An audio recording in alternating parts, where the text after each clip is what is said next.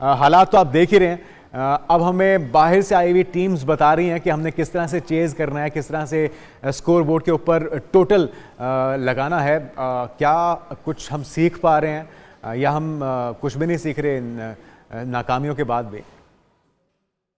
हमें जुनैद हमें अपने आप को अप्लाई करना है। एप्लीकेशन होती है क्रिकेट के अंदर। आप जो मर्जी इस पे तबसरे कर लो, इसकी आपको वो कहते हैं ना, कीड़े निकाल दो, अप्रिसिएशन कर दो। बेसिक चीज है क्रिकेट के अंदर कि आप इसको अपने आप को अप्लाई करें टू द कंडीशन। अब हम्म। 300 पे 300 करना ये मजाक नहीं है, हम्म। लेकिन इन्होंने न्यूजीलैंड ने किया है। और न्यूजीलैंड की जो टीम है ये हमेशा एक डार्क हॉर्सेस की तरह रहे हैं। और इन्होंने ये ऐसे आए हैं, इन्होंने आप कह लो कि अंदर आते हैं ये टूर्नामेंट्स के अंदर कि आपको पता ही नहीं लगता कि आगे, जी। क्योंकि इनके अंदर जो डिटरमिनेशन बहुत है और इनके अंदर जो रेजोल्यूट है वो बहुत तकड़ा है।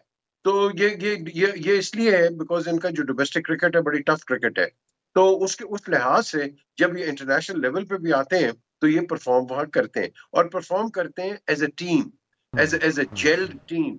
और ये इनका सक्सेस है, इनकी जी। एप्लीकेशन और इनकी खेलें। और then उसके बाद इनके जो डिटर्म्ड बिला डिटर्मिनेशन के साथ जो इनकी जो परफॉर्मेंस है, I think that speaks for itself. तो ये सब कुछ हम क्यों नहीं कर पा रहे? हम अपने होम ग्राउंड पे, हमें अपने क्राउड का एज हासिल है, अपने स्टेडियम का है, इन्वायरमेंट, वेदर कंडीशंस, फिर भी हम इफ एंड बट्स में लगे हुए हैं। और क्या आपको लगता है कि एक स्पिनर से काम चल पाएगा? खुशदिल शाह एक अच्छी ऑप्शन होगी, या 10 ओवर उनसे करवाए जाएं तो हम उनसे रिलाय कर सकते हैं, वो आउटकम आ सकता है? या अब भी वक्त है, तब्दीली हो जानी चाहिए जिस पर बात हो रही है?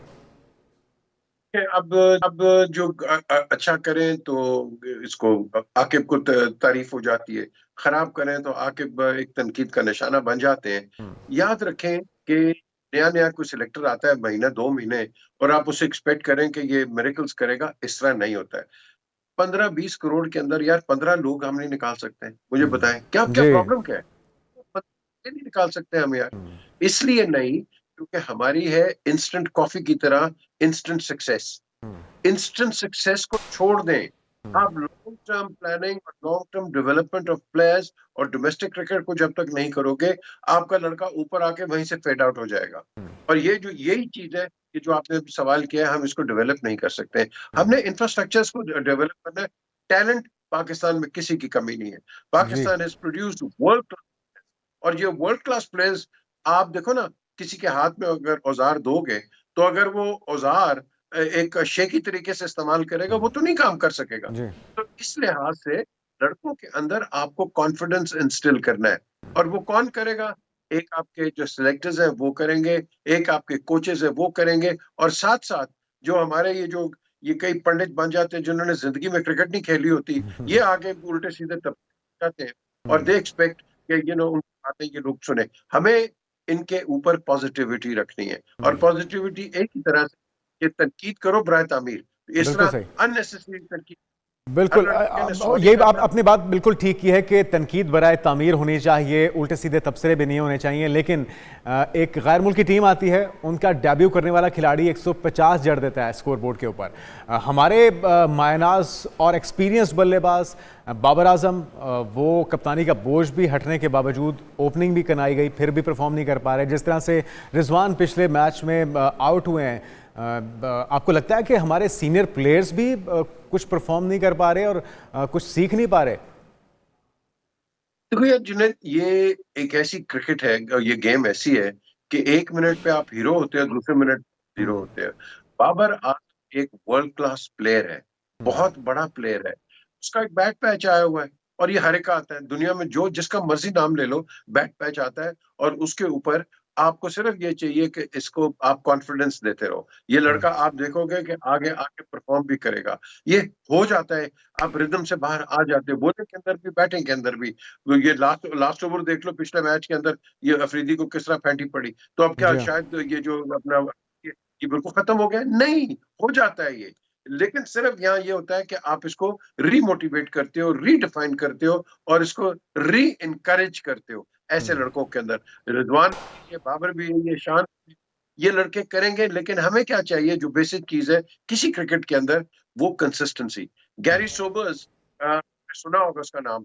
जी। गैरी सोबर्स का ऐसा आदमी था, उसको मैंने एक इंटरव्यू जब किया तो मुझे कहता है कि मुझे टीम के अंदर ऐसा लड़का चाहिए कि जो हर मैच में 35-40 मुझे देता रहे, ये रादर के एक लड़का जो कि पता नहीं 6 मैचेस के बाद 100 करे, जी। मुझे ऐसे लड़के नहीं चाहिए। ये कंसिस्टेंसी चाहिए। तो क्रिकेट के अंदर हमें कंसिस्टेंसी चाहिए। 40-50 जो करता रहेगा ना, वो टीम का एक आप कह लो इंटीग्रल पार्ट बन जाता है। हम क्या करते हैं, हम कभी बाबर पे रिलाय करते हैं, कभी रिजवान पे करते हैं, कभी साइम पे करते हैं, कभी शॉट। हमें किसी पे रिलाय नहीं करना। ये एक टीम एफर्ट है 1 से लेके 11 तक। और ऐसी क्रिकेट के अंदर ये जो हमारे 9-10 जैक्स हैं, हमने इनको उतनी बैटिंग नहीं कराते नेट्स के अंदर जितनी इनको करानी चाहिए। आपने नसीम शाह को देखा है, लास्ट मिनट पे आके उसने कैसी परफॉर्मेंस दे दी है, पाकिस्तान को जिता दिया है। तो आपने हर लड़के को उतनी तवज्जो देनी है नेट्स अच्छा, के अंदर, अब्दुल्ला शफीक ताकि को ना खिलाने पे, इमामुल हक को ना खिलाने पे बड़ी तनकीद हो रही है।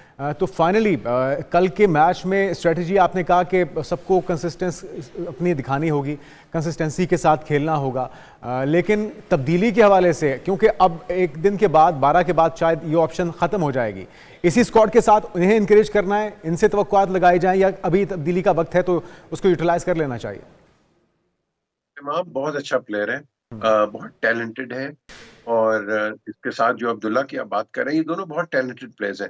अब मैं समझता हूँ इनको जरूर चांस देना चाहिए, खिलाओ इनको। ये जरूरी नहीं है कि आपने ये ट्राई नेशन जीतना और आप समझेंगे कि ये निशाने हैदर आपको मिल गया, ऐसी कोई बात नहीं है। लेकिन ये वक्त ऐसा है, मेरे ख्याल आपने इस पर बात भी की कि ये इनको ट्राई भी कर ले। जी, ये ट्राई तो कर रहा है, लेकिन क्योंकि ट्राई आगे भी कर लो। चैंपियंस ट्रॉफी बड़ी आजमाइश है, बड़ा इवेंट है। ये तो 2 टीमें नहीं संभाली जा रही हमारे से, आगे तो फिर इंग्लैंड भी है, बिल्कुल ऑस्ट्रेलिया भी है, भारत भी है। बिल्कुल सही कहा आपने। उसके अंदर जरा और टफ कंपटीशन होगा, क्योंकि उसका जो एक्सपोजर होगा, वर्ल्ड वाइड एक्सपोजर है उसका। तो उस लिहाज से आप इससे भी एक बड़े प्लेटफॉर्म पे जाओगे जब बाकी टीमें भी खेलती होंगी। तो उस लिहाज से मैं समझता हूँ लड़कों के टेम्परामेंट्स को, आपको पता है कि लड़कों का टेम्परामेंट क्या है। ये नहीं है कि लास्ट मिनट आप कहे हाँ जी अब्दुल्ला शफीक बहुत जबरदस्त है, इमाम, हमें सबको पता है ये लड़के कैसे हैं, लेकिन इनको अपॉर्चुनिटी देनी चाहिए इनको। मैं तो अगर सिलेक्टर है भाई, तुमने 2 मैचेस खेलने, तुमने इसके अंदर परफॉर्म करो ना करो, तुमने खेलने दो। लड़के के अंदर अच्छा, सिलेक्टर्स ऑटोमेटिक के ऊपर जिम्मेदारी तो जाती है, क्योंकि अगर हर जगह एक ही बात कही जा रही है कि सिलेक्शन में कहीं ना कहीं मसला हो गया है, तो उन्हें भी अब कोई मतलब सुप्रीम कोर्ट का फैसला तो है नहीं कि आप उसको रिवर्स नहीं कर सकते, उन्हें भी नजरसानी कर लेनी चाहिए, बजाय इसके कि फिर अब खुदा ना खास्ता मैच हाथ से निकल जाए या सीरीज हाथ से निकल जाए, फिर तनकीद हो, फिर वो जवाब देते फिर।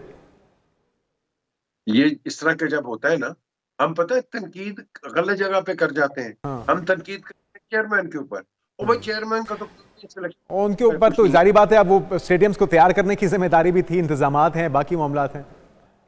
एग्जैक्टली। सो बेसिकली एक तो हम हर जगह नंबर 1 को तनकीद का निशान, नीचे देखो नीचे काम कैसे हो रहे हैं। मैंने हमेशा कहा है जो हमारी जो पाकिस्तान की क्रिकेट है, इसके डोमेस्टिक इंफ्रास्ट्रक्चर को जब तक आप डेवलप नहीं करोगे, इस पे तवज्जो नहीं दोगे, इन्वेस्टमेंट नहीं करोगे, आपके लड़के तुक्के से निकलते आते रहेंगे। अब मैं तुक्का इनको कहता हूँ, जो अच्छा कर गया आ गया, जो नहीं आया। और इसके अंदर क्या होता है, जो गरीब लड़का होता है उसको चांस नहीं मिलता।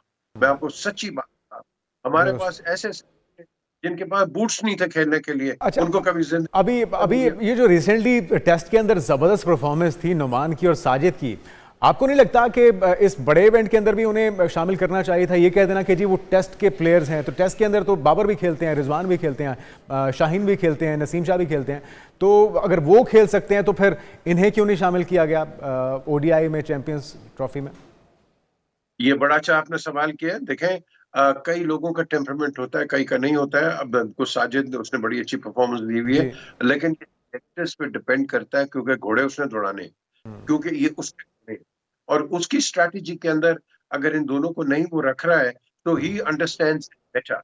एंड आई थिंक ये जो क्रेडिट है या डिसक्रेडिट है, ये उस सिलेक्टर को जाता है, ये सिलेक्टर्स को जाता है कि जो जैसे आपने कहा कि भाई अगर वो खेल सकते हैं तो ये क्यों नहीं खेल सकते। सारे खेल सकते हैं, लेकिन आपने कहीं ना कहीं तो अपने आप की स्ट्रैटेजी बनानी है ना। हर लड़का तो टेस्ट करना, या हर लड़के को तो नहीं आपने खिलाना। आपने लॉन्ग टर्म टीम स्ट्रैटेजी भी बनानी है। तो उस लिहाज से I think I give I'll put the responsibility on the selectors. Let them decide कि ये कैसे देखते हैं इस चीज को। अच्छा, किसको देख रहे हैं चैंपियंस ट्रॉफी में सेमीफाइनल में जाता हुआ, और आपकी फेवरेट टीम कौन सी है? यकीनी तौर पे हमारी ख्वाहिश तो यही है कि पाकिस्तानी टीम आगे जाए, लेकिन परफॉर्मेंस की बुनियाद पे अभी तक क्या देख रहे हैं? देखें, हमारी जो टीम है वो है अनप्रिडिक्टेबल, बड़े प्लेयर्स हैं, अनप्रिडिक्टेबल है। ये वेस्ट इंडीज भी अनप्रिडिक्टेबल है, जैसे मैंने इसका न्यूजीलैंड का कहा, डार्क हॉर्सेस रहे हैं ये सारी उम्र, ये भी अनप्रिडिक्टेबल है।